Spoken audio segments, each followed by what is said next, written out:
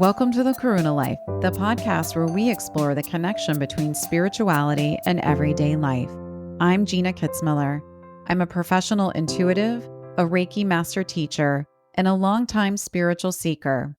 Join me as I dive into topics like living a heart-centered life, connecting with our intuition, and unleashing our own power. We'll discuss the metaphysical world, spirit guides, and finding magic in the ordinary. Get ready to embrace your inner mystic and explore the realms of the unseen.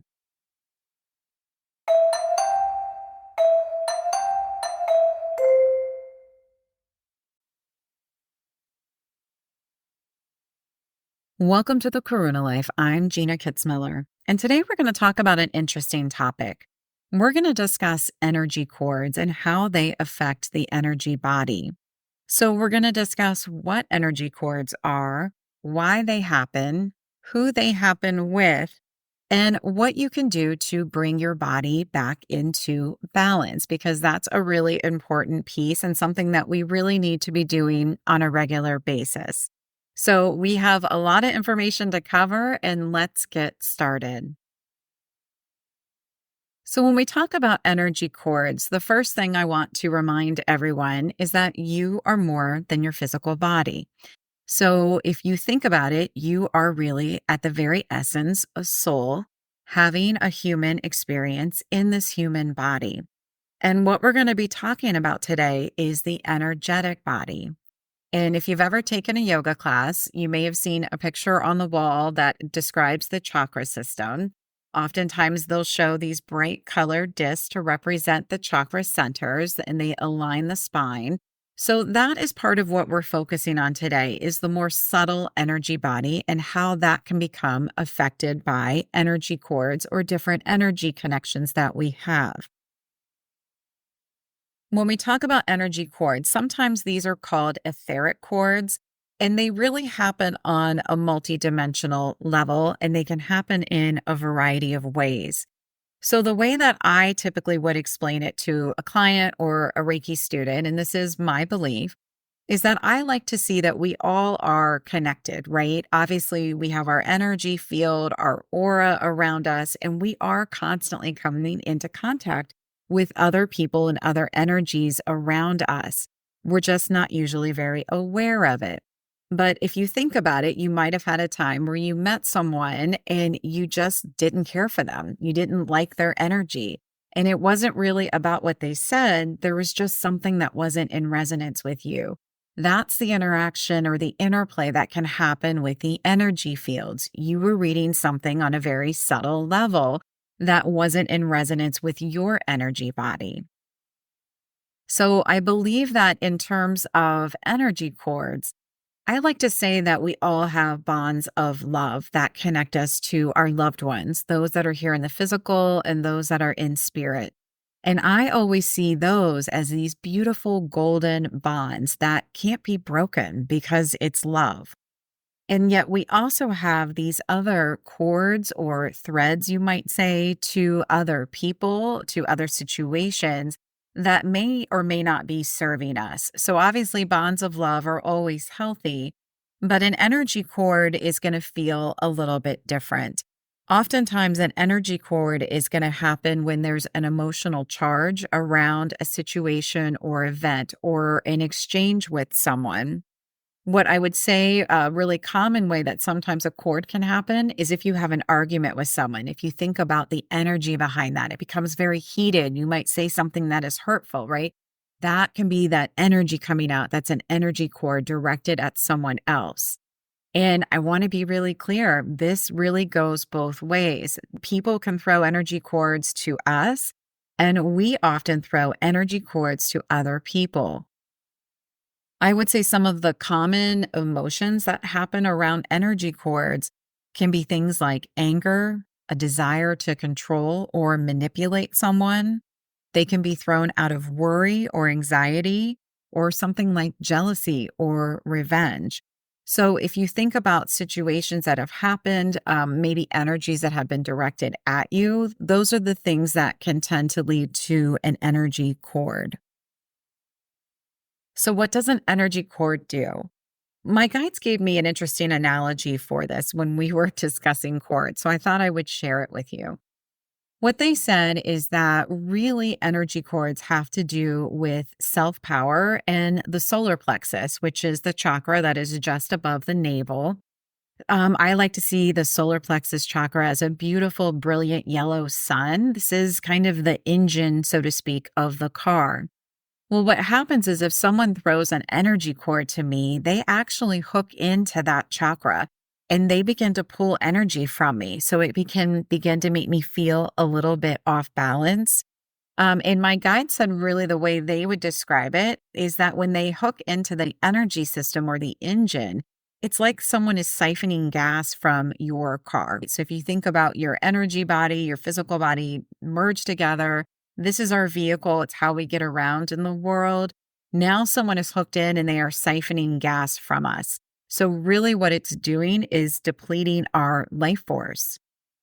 And that life force energy is going to the other person or possibly to an event. And they said that the way that they see events, because this is something we can hook into as well. And that may sound kind of odd, but the way that I would describe it is let's say something happened in my past that I held a lot of shame over. Well, that I can be hooked into. That is an energy cord to that event that I'm now carrying the cord of shame to. Almost like now the car is pulling these events that I'm carrying with me and trying to move forward and possibly having someone trying to siphon gas, where you can see that it can become very heavy and very difficult for that car, that vehicle to move forward when these things happen. And that is a really good analogy for how the energy body can begin to get affected when we have energy cords. And oftentimes we can have multiple cords to many different situations, as well as cords to and from other people. So that's why it's really important to become aware of them and to begin to address them as they come forward to be released. So, how do you know you have an energy cord?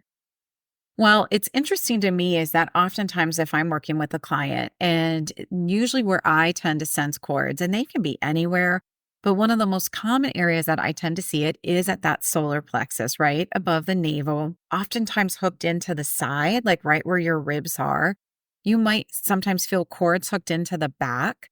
I've also seen them wrapped around knees and ankles. Often those are an attempt to trip someone up. So if someone is kind of wishing you harm, they don't want you to succeed. That's where we might see energy cords around the ankles or the knees, but they can really be anywhere. And the way that I describe it is sometimes I will feel a tension around my rib cage. I'll feel like something is pulling. That's usually a sign that someone might have an energy cord. But what's interesting to me is that I can't tell you how many times I tell a client, I'm feeling an energy cord. Like there feels like there's someone that is trying to pull your energy. Can you think of who that would be? And 9 times out of 10, they immediately give me a name. They'll say, it could it be so and so? Because you intuitively know who's pulling your energy. And so it's like we have this inner knowing of where that cord's going to, and then we're able to address it. So if you have an energy cord, you might feel it in different ways, and everyone is different. You might feel drained or fatigued because, again, it's kind of pulling that energy, that gas or that life force away from you. You might feel disempowered or indecisive because you're feeling off balance. Energy cords can actually cause physical or energetic pain. So you might be feeling something in the energy body that's causing an emotion, or you might actually feel some physical discomfort. Sometimes people will say that they're having a pain in the back of their shoulder because there's an energy cord there. That's a good example. Now, if you're an intuitive, you will see these in any number of ways, and there is no right or wrong way, of course. It's just how we interpret information. So I tend to see energy cords usually as a darker color, like such as gray or black. They can look kind of like an octopus tentacle kind of hooked in. Sometimes I've seen them like fishing hooks where they're hooked into someone's back. So there's really a variety of ways that you can see them. If you can't see them like visually in your mind's eye, that's okay too. You can still set the intention that you want to remove them and it will still be effective. So let's talk about how to cut energy cords. So you are like, okay, I think I have an energy cord. I'm feeling a little bit off. What do I need to do to get rid of this cord? I'm going to give you a few different ways, but the first way would simply be through your intention. And I think meditation is a really great tool to do this. So you can find guided ones. I may even record one because my guides are giving me a very big nudge that this would be helpful. So look for that here in the upcoming days. I'll try to get this done as soon as possible.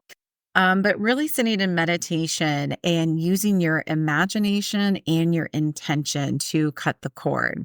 So you might imagine, if you know who the person is, having them stand across from you. You might imagine the situation that you feel connected into, or you might even feel that you've thrown an energy cord, either out of anger. Sometimes we throw cords out of worry. I always think that's like a parent who is so worried about their child that they can throw an energy cord as well. So just imagine that person across from you and then send the intention to cut the cord. And you can see this anyway. Sometimes people see big scissors coming in and cutting them. Some people will say that they would like to have an angel come and cut the cord. So, whatever feels right to you, use that visual. And it doesn't matter if it's a little bit silly. So, you might imagine samurai swords coming in. Just laugh and go with it and just set the intention it's going to cut the cord. You can also do this by breaking contracts. If you've had sessions with me, I often recommend this if someone has ended a relationship or a marriage, because sometimes we still have an energetic tie that needs to be cut to that person. So you can do that by verbally stating out loud that you disavow and break any contracts or agreements. And I always suggest that you do it across all timelines, dimensions, and lifetimes, because it can go much further. Because remember, we're multidimensional beings. You can also write that person's full name down on a piece of paper, set the intention to break the vow, and then tear up that contract, or you can burn the paper safely in a way that allows you to feel that it's been released. We can also cut energy cords by physically brushing off the body. So you can simply just take your hands and brush down your aura, brush down your body, and set the intention that you are releasing any energy cords that you might have picked up. You could also do it when you're in the shower, allowing the water to come down and setting the intention that that water is going to dissolve and transmute any energy cords that you may have picked up. I also think that once we clear the cords, it's important to call your energy back, because you want to make sure that you're pulling that energy into the center line to realign with your energy body. Because in essence, when we have an energy cord, we really have given our power away, whether we're conscious of it or not. So it's really important to acknowledge that, not in judgment, but just in awareness, and allow that energy to return back to our energy body, calling our power back, reminding that we have free will and that we ultimately are responsible for our own energy body. So how do you prevent energy cords from happening, right? Because that would be ideal. And I want to just say that we all throw cords. We can still all receive cords. I don't know anyone that does this perfectly. I am a practitioner and I still pick up energy cords occasionally. It's usually in those more charged moments, or if I find that maybe my vibration drops a little bit because I'm frustrated or having an emotion, that a cord can get in. So it happens to all of us. But here are some things that you can do to protect yourself from energy cords. First one is super easy. You can imagine a beautiful white sphere of light around you. This is really helpful if you're going into a situation with someone that you know may be sending you negative energy or trying to hook into your field. And you just set the intention that you are not absorbing any of their energy and they are not permitted to hook into your energy field. Another really popular way is, if you believe in angels, is you can ask for angelic assistance. So you can ask for Saint Michael or an archangel to wrap their wings around you so that you feel safe and protected. If you love Saint Michael, you might imagine that sphere being the color blue, allowing his energy to circle around you and to protect you. The other thing you might do is if you're going into a situation that you know might be difficult, is to carry a certain crystal with you. Black tourmaline is probably the most popular one for repelling negative energy, but there's a wide variety. If you need help regarding the solar plexus, that engine, and you want to charge it up, then I would suggest you use a yellow stone like citrine and maybe carry that with you, or you might purchase jewelry like a necklace that has citrine on it to allow yourself to receive that energy. You might also choose to wear an evil eye amulet to help shield and protect your energy field. So, hopefully, that helped you get a little bit of an understanding around energy cords and how they can affect us. I often see energy cords as a tug of war because if you think about it, you're either pulling energy towards you or energy is getting pulled from you, which can often lead to the tug of war. And the only way to allow that to resolve is to cut that rope and allow it to simply fall. My guides are really strong about saying that cords are actually a very good reminder that we are all connected energetically. We sometimes forget that. And we just want to make sure that we are good stewards of our own physical body as well as our own energy body, that we take responsibility for them and we care for them really in the best way possible. So I hope that that helped. If you like this episode, let me know. Let me know if you have any other questions around energy cords that I didn't answer, or let me know any topics that you'd like me to cover in a future episode. And as always, if you enjoyed this podcast, please consider leaving it 5 stars and make sure to follow us. We'd be really grateful. Thanks and have a great rest of your day.